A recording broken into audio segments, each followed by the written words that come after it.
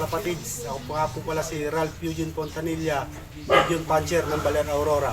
Pag-umpisa ko sa pag-iibon, way back, mga kabataan pa lang po.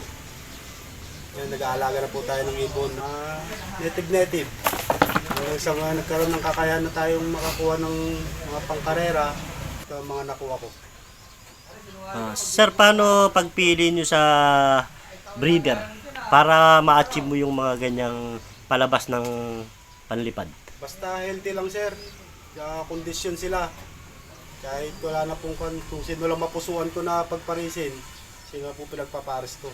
Sa preparation, sir, meron pa kayo na ginagawa? Ala sir, bukod lang sa pagpapaligo, saka hindi na nga rin ako nagpupurga eh. Yun lang. Basta kondisyon lang sila, salang sila. Tapos, paano breeding nyo? Ilang clutch kayo mag-breed? Anli po. Anli! Dumadami yung ibon nyo lang, tuloy-tuloy lang. Excuse. Opo. Basta lahat nung nagiging anak, nililipad nyo. Sir, healthy. Ganun. Ang galing. Walang tigil yung ano niya, yung pagbibreed, pero healthy yung mga ibon. Nagpapanalo pa. Opo. Bali, ilang taon nyo nakuha yung ganyang achievement, sir? 2 buwan lang to sir. 2 buwan lang yan lahat. Oo. Ang galing, lahat ng club, hinakutan mo na ata, sir. Nung sir, pa lang to, hindi pa panlaban, hindi pa nilalaban ng derby, nanalo na po sila agad. Ang galing, sa mga pooling, sprint. Tapos nung nagka-derbyhan na po, yun, nakakuha po tayo ng unang palaro dito sa Aurora ng Badja. Tayo po ang nagwagi doon. Badja winner. Kumbaga, yung ibon nyo na pang pooling, pang sprint, naipang duduluhan nyo rin. Sila na rin sir sa derby.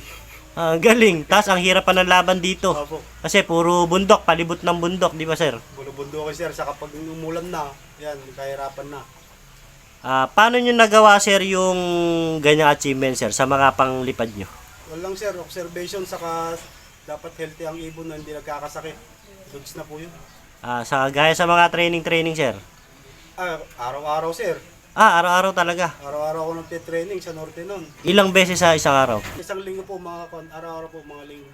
Wala po pahinga ko.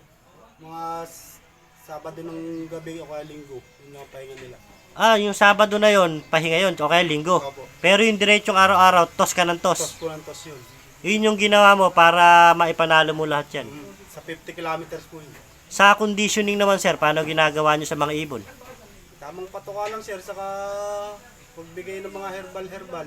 Pagdating yung sa Eurolibo, patak po natin yun. Direkta na. Kaya po pag di natin maharap, ihahalo na lang po sa tubig. Sa digestion po. During race pala, sir, meron ka pa bang ibang ginagawa sa ibon kaya nagpapanalo ka? Sa sir, derby. Oo, sir. Sa derby sir, yun more on pag-observation sa ibon. Kung anong kailangan nila, yun ang binibigay ko. Saka pag di naman kailangan, di ako nagbibigay at kung malakas pa ang ibon. Kumbaga, kung ano yung nakikita mo sa ibon, yun ang bibigay mo lang, hindi yung bigay ka lang ng bigay. Mula first lap to last lap, Na po yun. iisa lang ang sistema ang ginagawa mo. More on herbal lang po. More on herbal talaga. Sa tubig lang po ako naghahalo, tuwing umaga lang. Pagdating na ng alas 12 ng tanghali, kung na po yung plain water na po. Hindi ka talaga magamot sa ibon. Hindi po. Kaya itong si Eurolibo na pan-digestion, ginamit mo kasi herbal din siya, organic. Organic. Ayun, kaya naipasok mo sa sistema. Pero kung hindi siya organic, hindi mo ipapasok. Hindi po. Hindi ko siya ipapasok kasi makukuha na yung ibon ko na mapapasukan na ng iba kung hindi rin siya herbal. Kasi foreign na herbal ako sa mga ibon. Kumbaga, mas naniniwala ka na mas malakas ang ibon, mas matibay pagka herbal. Herbal po. Kung po tayo sa kauna-unahan nagbigay sa akin ng papremyo ay ng karangalan dito sa aking loob. Si Tarzan. Ito po ang nagsunod-sunod na panalo sa akin. Mapapulong man, mapaderby. Saka siya lang po bukod tanging 2 beses nakapag-complete clacking sa hirap ng karera namin dito sa Aurora. Na maulan, maaraw. Ayan po si Tarzan. Ito naman po si Barok. Ang balikwasan na po ngayon. Na south po na norte ang pinanalo lahat nito. Ngayon bumalikwas po kami ng south. Nakakuha po ulit siya ng 6 overall nitong linggo po ng pan race. Ang galing. Balikwasan yung nagilipad niya. Nung binalikwas mo siya, laban agad yun? Kanya sir, tinuloy na yung pan-race ng 3 laps. Ah, wala nang training. Wala na po. Laban agad. Laban agad. Tinre ko na rin po siya, inagis ko lang po ng biglaan na ng San Jose.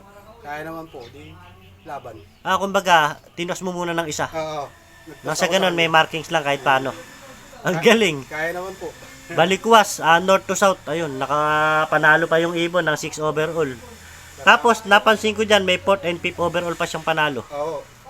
Saka konser, iba pa yung napanalo niya nung derby. Wala pa dito, hindi na nailagay. Pero dito. Ah, madami pang naipanalo pala siya. Lap winner, trophy niya, lap winner, saka sa pooling din po. Ah, ang galing. Lahat yon yung simpleng sistema mo lang Oo, yung yun ano. lang po, puro herbal. Halos lahat nung naipanalo mo, puro ganun talaga, sir. Ano? Lang, sir. Bali, ang pinakamatindi mo na naging achievement si Tarzan. Tarzan. Oh, ang galing. Nandito pa si Tarzan. Nasa pahiraman po, di natin mahindihan ng tropa.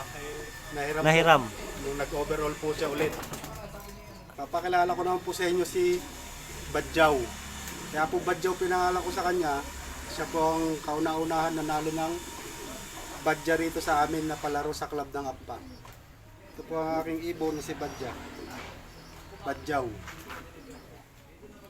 Overall champion siya ng YBOB.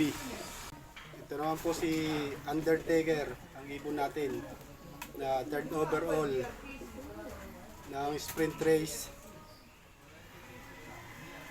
Saka sa derby ng Appa, 2nd overall yata to.